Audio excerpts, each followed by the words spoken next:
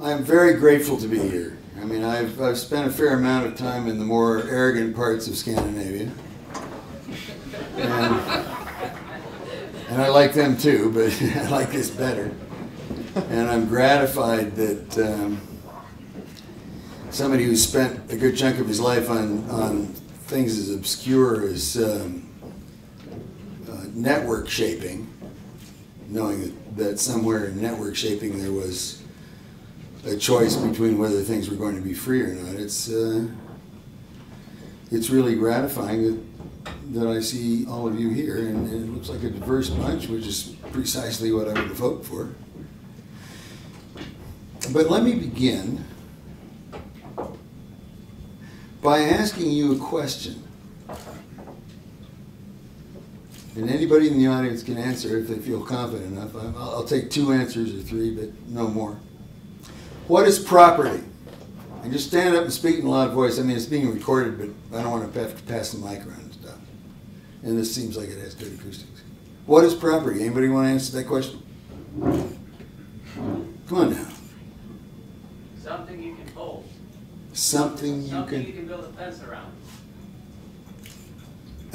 You're clever. You're a ringer for the other side. I mean, you can tell us. You believe in content. But I play my hand too early. Anybody else want to say something about property? No? Really? I didn't know that. Maybe it's just that I've always cut. Say again? Oh, you know, if somebody could help me spot. Because it's, okay. Well, it's 2 things. Either something I created that I feel that I have put something of myself in, and that I own by the way of the creative process. I can choose to deliver and say that everyone can use it, but it's basically mine. Or it's something that I bought and I feel that I actually own, like my apartment. Well, let me ask you. I mean, property traditionally, I mean, maybe you're right about it. I wonder.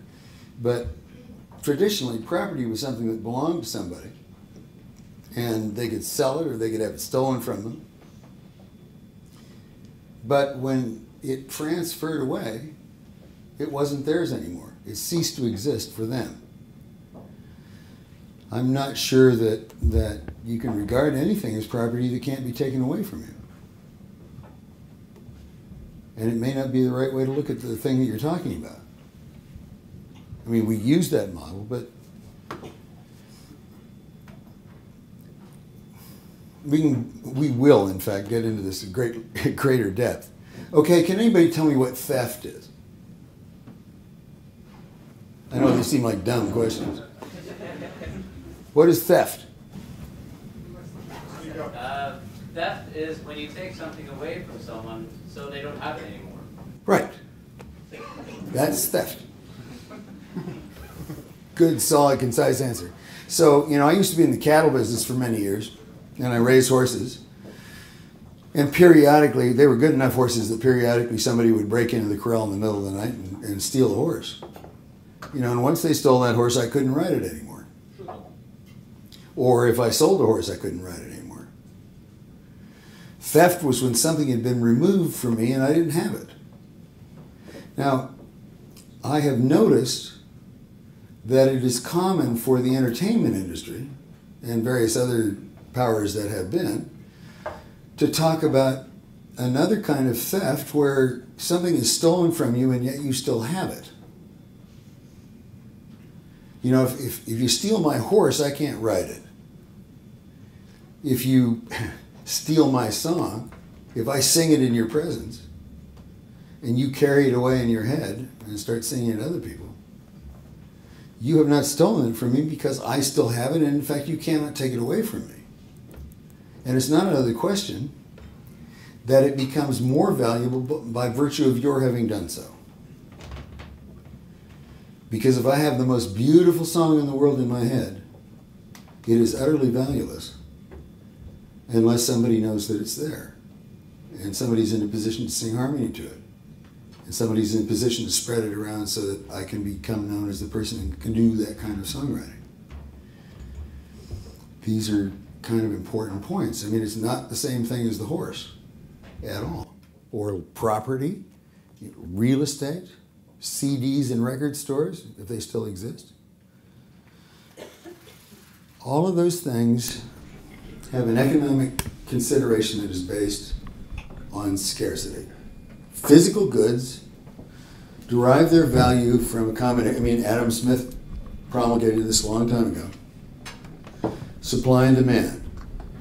There were things that were desirable, and they were inherently scarce because there could only be so many of them in the world. So whether it was chickens or Rolls Royces, they were in a discrete number.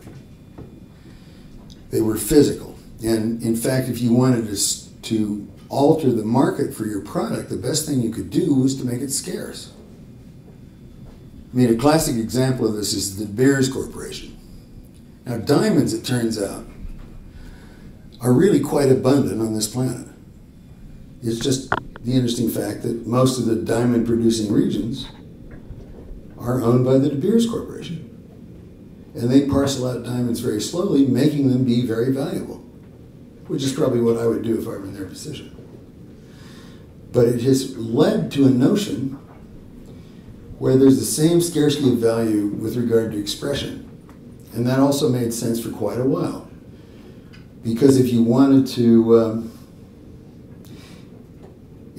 get ideas out of one head and into another head many thousands of miles away, and create a conversation thereby that neither party could have done any other way because they never met each other and wouldn't, you had to embed writings in an object, or eventually music in an object. So it was only natural that for a long time the economy of expression would be based on the objects in which it was sold or contained. An amazing thing happened. We suddenly had this marvelous ability, thanks to the internet, to make absolutely perfect reproduced copies of anything that human beings can do with their mind and distribute them infinitely at zero cost. This makes the whole notion of supply and demand very difficult to square. And to treat it as property where inherently there's a relationship between scarcity and value seems like a bad way to treat an economy that is important to us, since it's completely off of how it works. The value of information, I don't care whether it's software or music or poetry or the complete works of Ayn Rand, its most important quality is that it has attention. That's the scarce resource. And getting attention to that, given the limits of human bandwidth, is the real accomplishment. Now, if you try to keep something scarce, it has no opportunity to sort of spread virally across the landscape. It never makes it. I mean, I'm sure there are a ton of people out there that have songs far better than anything I ever wrote sitting around their head. They're there, they might as well not exist. I mean, I could have the most beautiful song. If I don't sing it for you or convey it to you in some way and let you spread it around, it's irrelevant. If I have a large, beautiful diamond in my pocket, that's not irrelevant. These are two very different things that need to be dealt with differently economically. But the problem is that there are institutions and legal structures and a whole matrix of actually very nasty law that was basically designed to exploit the fact that a 19-year-old guy with an electric guitar really mostly